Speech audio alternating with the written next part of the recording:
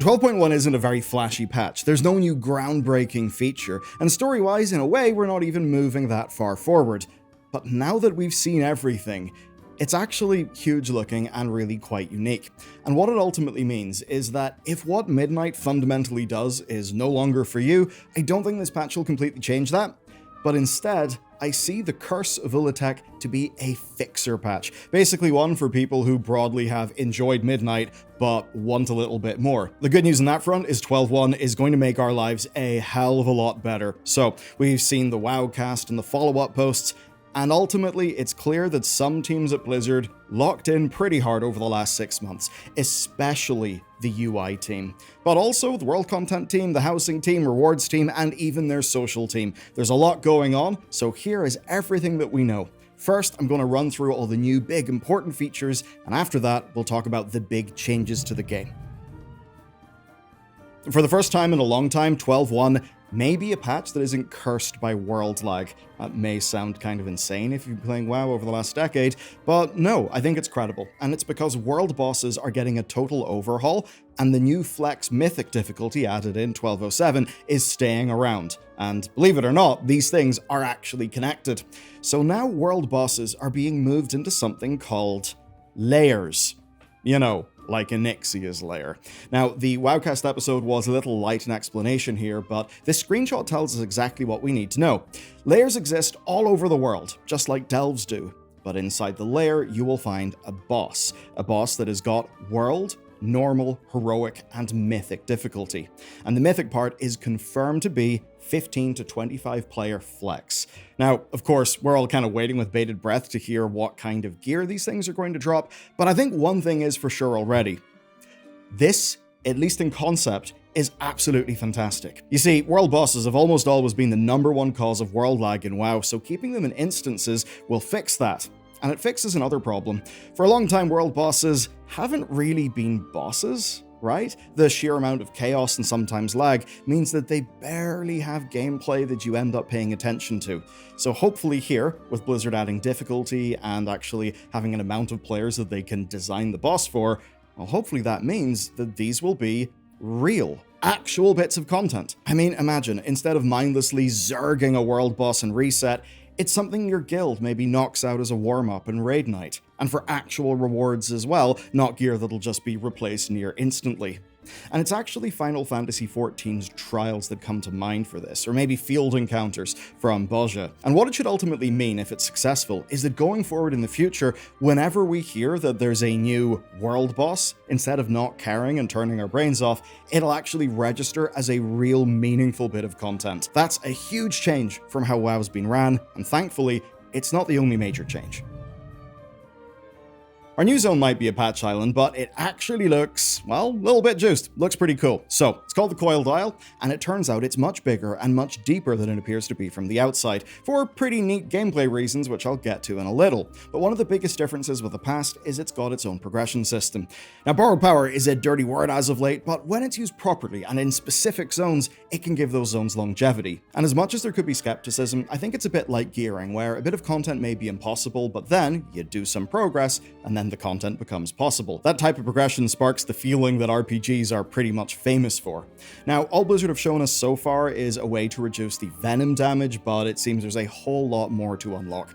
And if they can nail the joy of picking up quality of life upgrades over time, and effort, importantly, then I think this could be one of the more fun patch zones we've had in a while. And that's especially if the zone is as dangerous as the venom-soaked island of cursed snakes sort of looks to be in the lore. But where this one gets more interesting is the inside part. The inside is a giant cavern full of temples called the Vaults of ula'tek, and there are a series of public events that lead up to a boss event in there. Based on the WoWcast, it seems that stuff can get a little bit more on the hard end. Turning to the outside of the island though, there's something pretty cool called curse surges. These spawn in rare elites to kill. Now I normally roll my eyes and say there's nothing unusual to that, but what's neat is a new thing.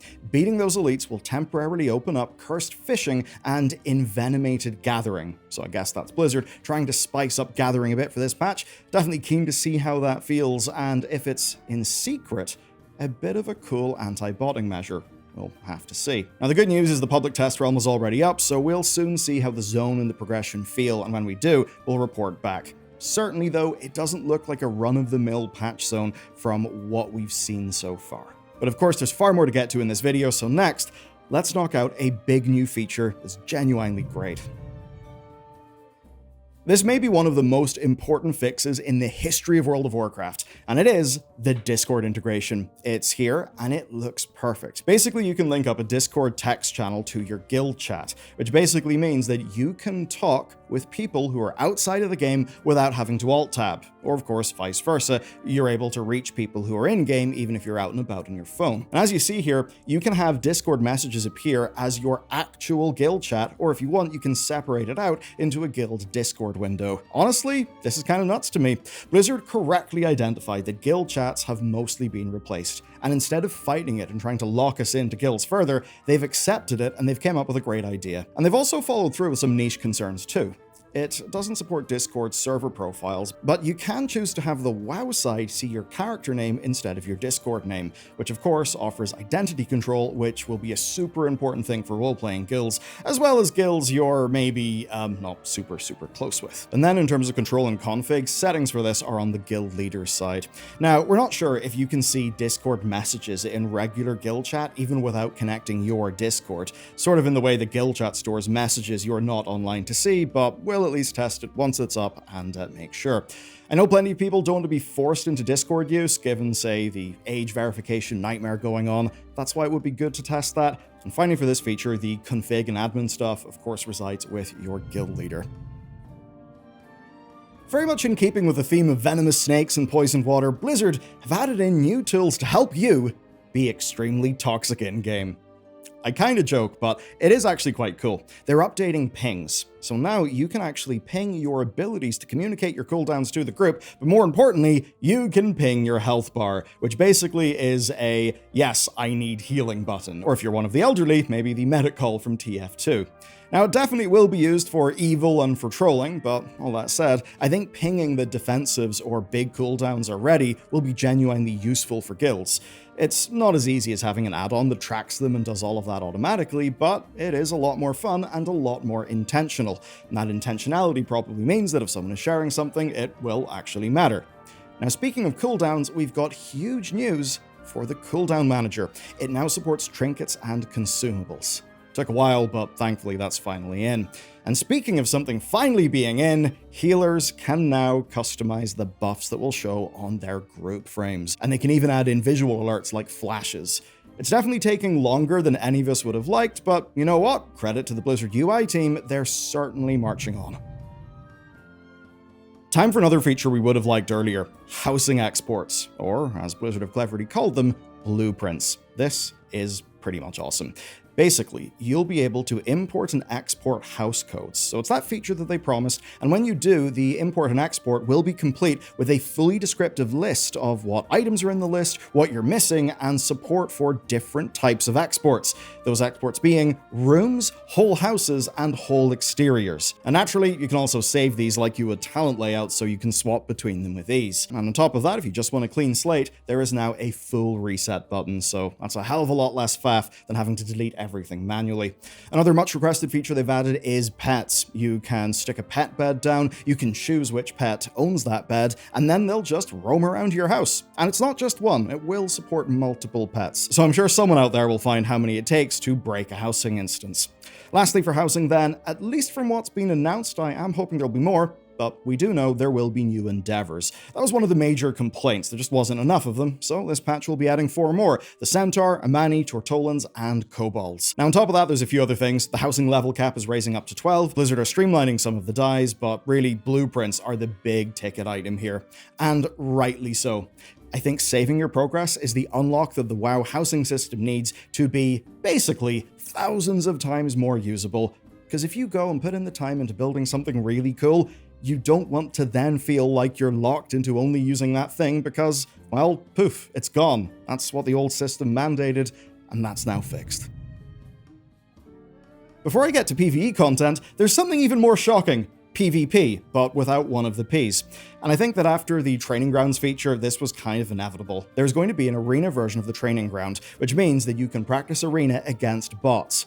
Now, given how PvP doomers seem to be right now, the doomiest that I've ever really seen them, and for a whole lot of good reasons. I don't know if this will actually help the problems PvP people are facing, so hopefully more love for them is on Blizzard's radar, because it's almost the only group of players left feeling just not really served properly. But speaking of being served, well, there is going to be a new season of WoW, and that actually means a larger serving of content than we've been used to. I hope you're sitting down for this one, because in patch 12.1, something shocking is going to happen. There's going to be a new 8 boss raid, which is really not shocking at all. The Venomous Abyss is the new raid, and it's Blizzard taking a bit of a break from Midnight's crazy 3 raid experiment thing, though I don't think that's because it didn't work. I think that for this, they probably just want to keep it simple and focused on the actual patch island. All that we know right now is that ula'tek is the last boss, and this footage shows a whole lot of snakes, lots of teeth, and green spell effects. Pretty nice, and it's also surprising just how much troll architecture feels right for this raid.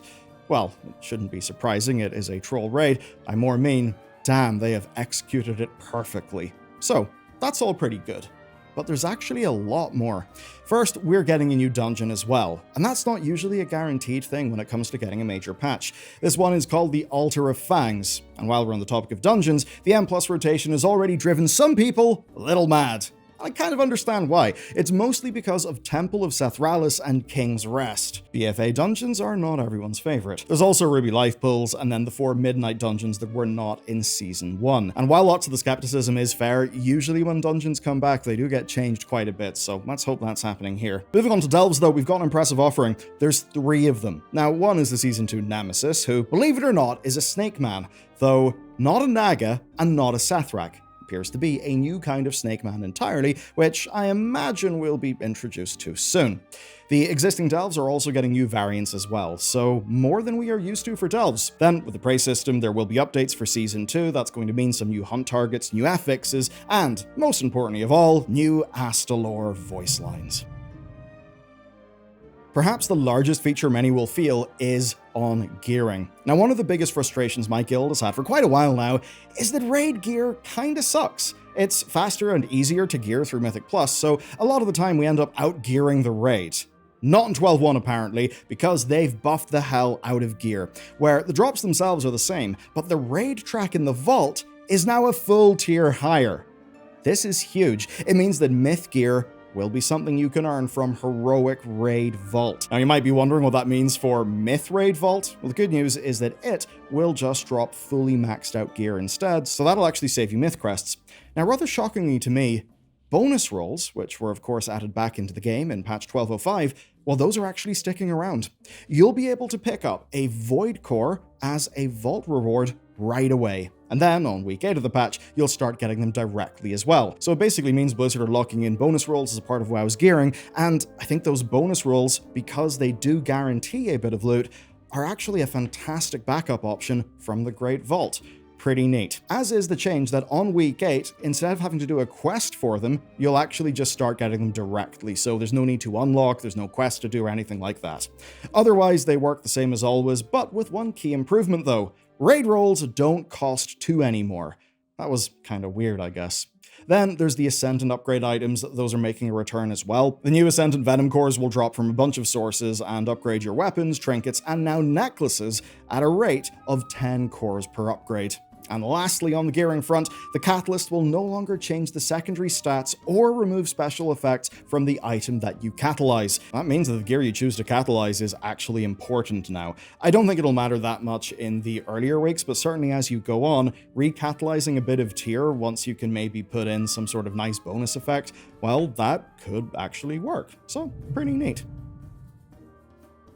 The last important thing, at least for now, is class changes. We'll dig into every class later, as we always do, but for now, here are some of the huge sweeping ones, like the usual health and incoming damage buff that we get every season, which is essentially Blizzard's attempt to stop spike damage issues, which can be a real bastard for healers, and they can make the game design side of WoW not really work as well, but history certainly shows us that sort of thing helps, but is not a overall fix to the problem.